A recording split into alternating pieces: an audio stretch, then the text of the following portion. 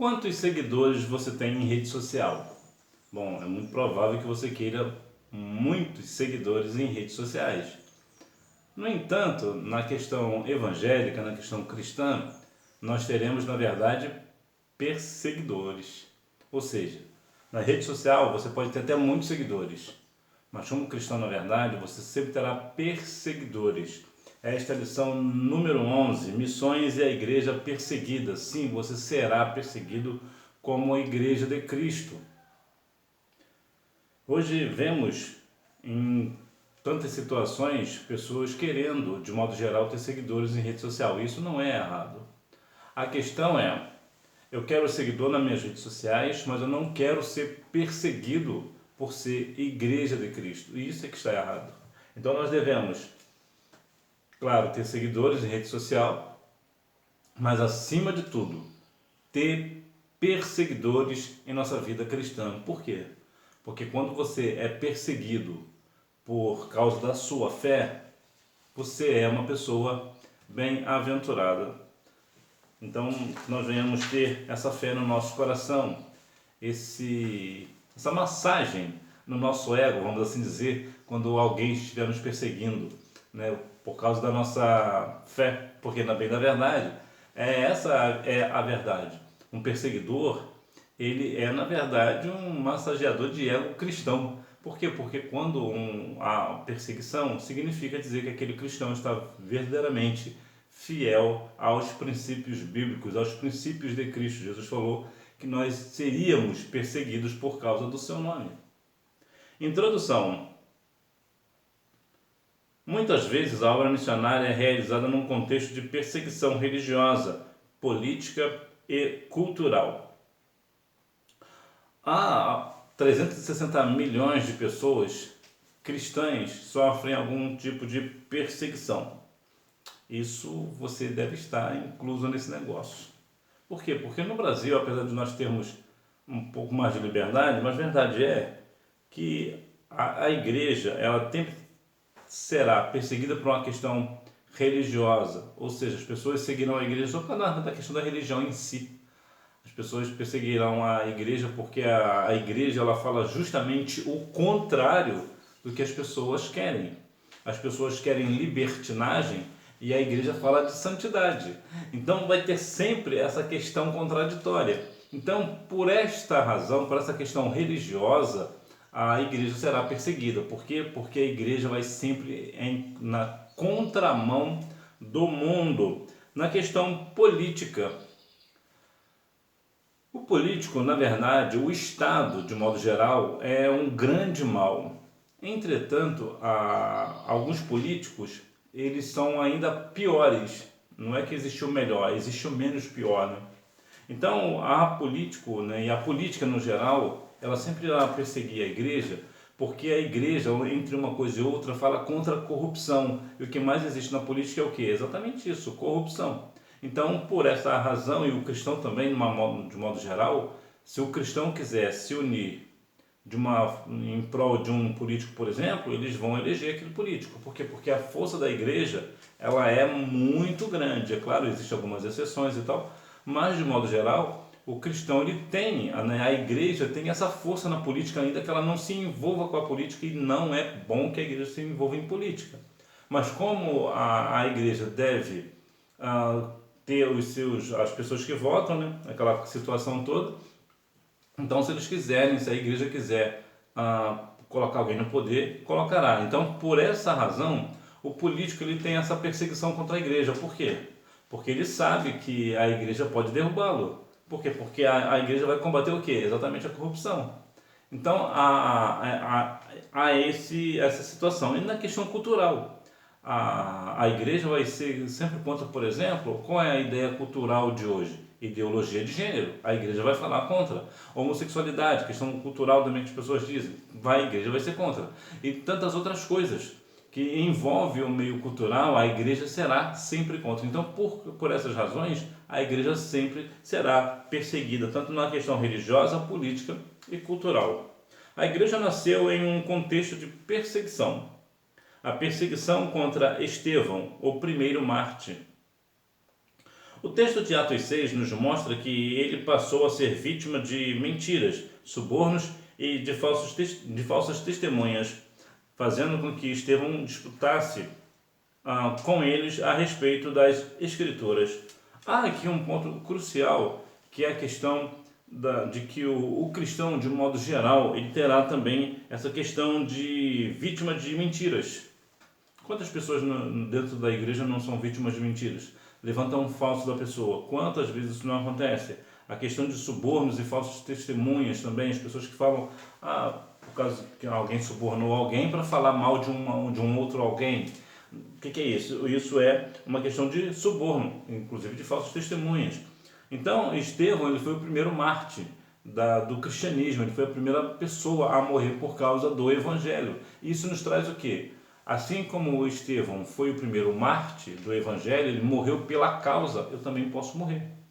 Haverá por situações alheias à minha vontade que eu posso morrer pela causa. Agora a grande questão a grande pergunta eu estou disposto a morrer pela causa do evangelho? Isso aqui é o ponto. Isso aqui é o ponto, porque é muito fácil nós falarmos que eu morreria pelo Senhor. Pedro também disse que jamais negaria a Cristo. E o que Pedro fez? Negou a Cristo. Então, é muito fácil o discurso. Agora, a prática é uma outra situação. Então, será que de fato, na prática, nós verdadeiramente estamos prontos para seguir o que a Bíblia diz? Ser fiel até a morte, ou seja, ser fiel até se for para morrer? Este aqui é o ponto. A igreja foi dispersada. Como consequência do episódio ocorrido com Estevão, uma grande perseguição aconteceu em Jerusalém e resultou na dispersão dos primeiros cristãos para a Judéia e Samaria. Aqui a questão da dispersão é algo muito interessante, porque quando nós temos um grupo, por exemplo, nós ficamos ali naquele grupinho, né? O grupo da igreja, o grupo da família, estamos sempre naquele grupo ali e temos ali assuntos com conexões, assuntos em comuns. E ficamos só ali. E a perseguição à igreja trouxe a principal consequência disso foi o quê? Foi o crescimento da igreja. Por quê? Porque ali o povo saiu da bolha, né, como diz, né? Saiu da bolha e foi para outros lugares, o que fez com que a igreja crescesse. Ou seja, a igreja ser dispersa nesse sentido não foi algo ruim, na verdade foi bom. Foi para quê? Para que haja o crescimento. E hoje não é diferente.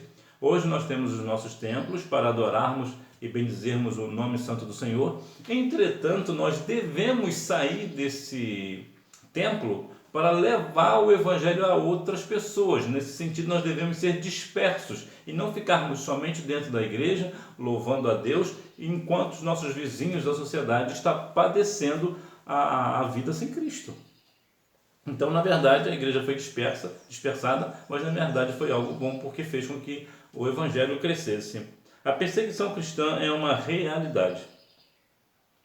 De forma geral, podemos conceituar a perseguição como o ato de assediar, oprimir, dificultar ou negar os direitos fundamentais de ir e vir, torturar ou executar pessoas com base em diferenças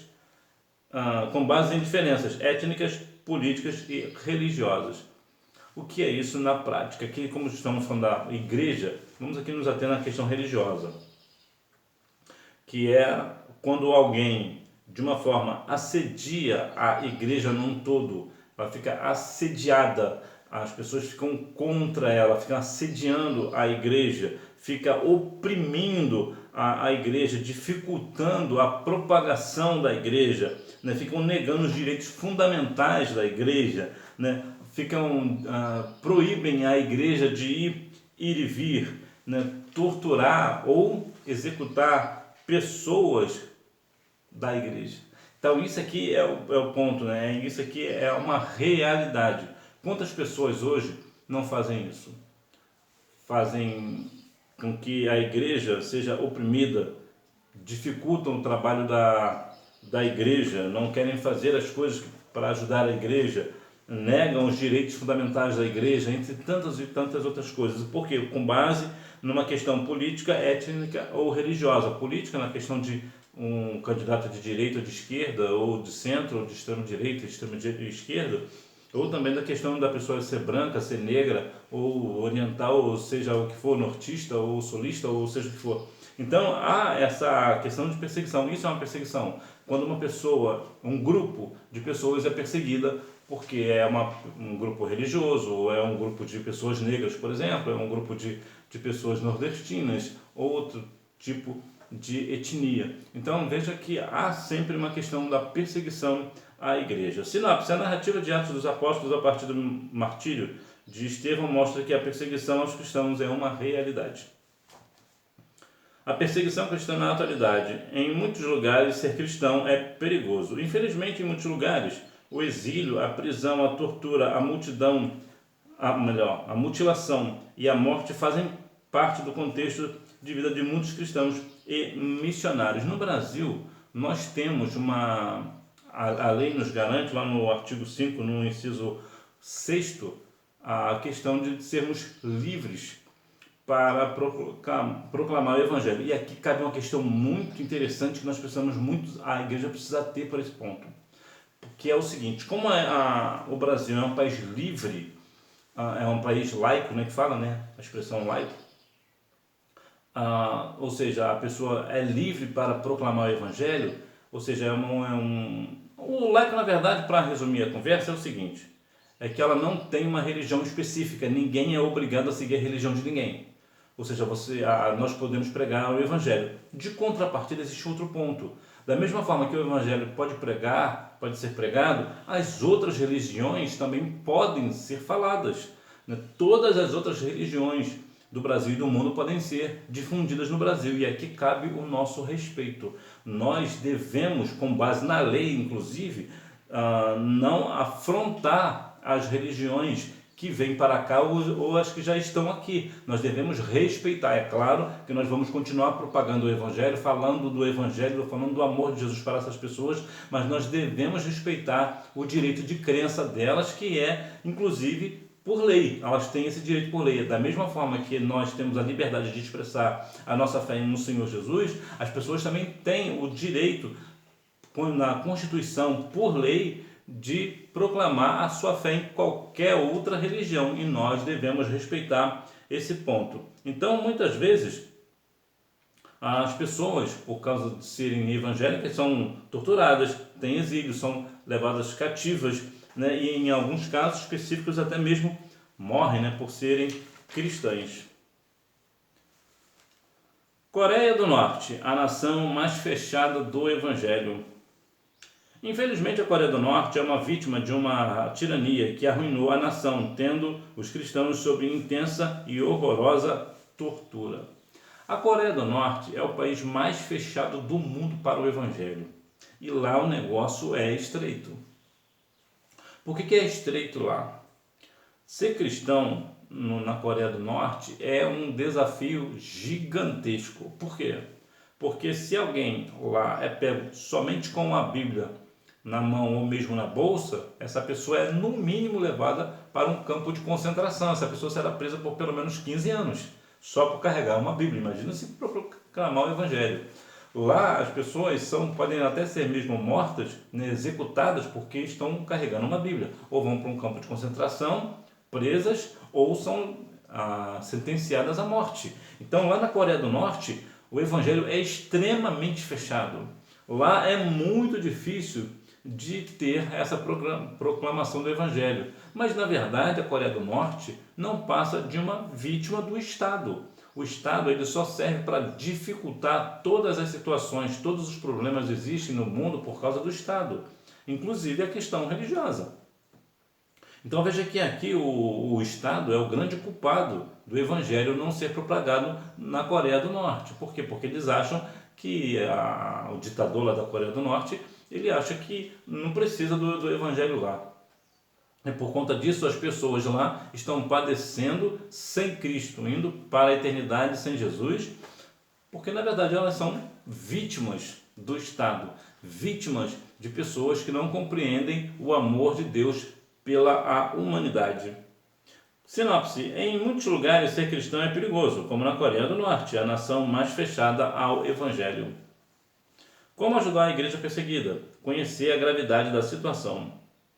Infelizmente, não é tão fácil ter acesso a informações de qualidade em relação ao contexto de perseguição cristã no mundo. Lamentavelmente, parece que há má vontade das mídias internacionais em divulgar esse quadro de violação aos direitos fundamentais do ser humano. Bom, aqui a mídia é um outro mal, né? O Estado é um grande mal e a mídia é um outro mal também. Por quê? Porque na maioria das vezes a mídia está sempre de mãos dadas com o Estado.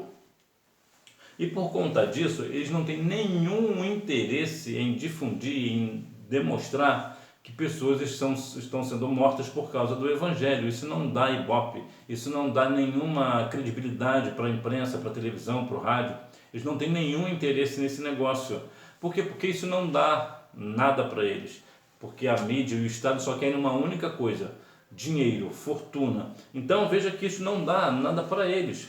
Então eles não têm nenhum interesse de difundir, de mostrar para a população do Brasil e do mundo que tem pessoas que verdadeiramente são fiéis, cristãs, pessoas que verdadeiramente dão as suas vidas para que outras pessoas sejam salvas pelo amor de Cristo Jesus. Eles não têm nenhum interesse, mas caso você queira saber, tem aqui os sites da Sename, da Missão Portas Abertas e também Voz dos Mártires, só para você ter uma noção, uma direção para quando você quiser ter um melhor conteúdo no intuito de perseguição de número de pessoas que estão morrendo por conta disso. Essas são sites que você pode ter um conhecimento melhor.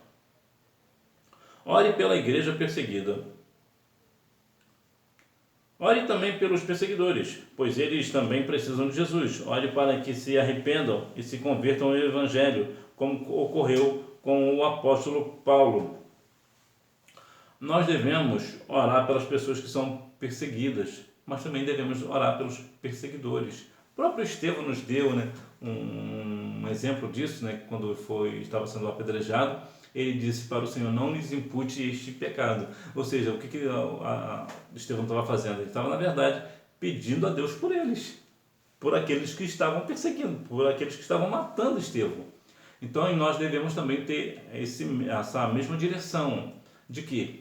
De orar, pedir a Deus pelas pessoas que nos oprimem, pelas pessoas que nos perseguem, pelas pessoas até que, se for o caso, vai nos chicotear no sentido simbólico da palavra, ou até mesmo literal, se for o caso, Jesus mesmo foi chicoteado. Então veja que há aqui uma questão de nós entendermos de que nós fomos chamados para esse negócio. Nós seremos perseguidos sim, mas nós não devemos ter os nossos perseguidores como os nossos inimigos. Nós devemos orar para que o Senhor também converta o coração deles. Se envolva com a causa da igreja perseguida. Quando nos dispomos a orar pelos cristãos perseguidos, já começamos a nos envolver com a causa da igreja perseguida. Naturalmente, ficamos mais sensíveis a obedecer à voz do Espírito Santo. Quanto mais você se envolve com a obra missionária, com a igreja perseguida, mais você se sensibiliza com a questão do Espírito Santo. Você fica mais sensível à questão do Espírito. Você começa a compreender que verdadeiramente o seu envolvimento com a obra está trazendo vamos trazer aqui uma ideia aqui de você estar mais próximo do Senhor. Quanto mais você se envolve, e aqui é uma questão, não é se envolver com a igreja somente, fazer as coisas da igreja, no templo, não é esse o ponto.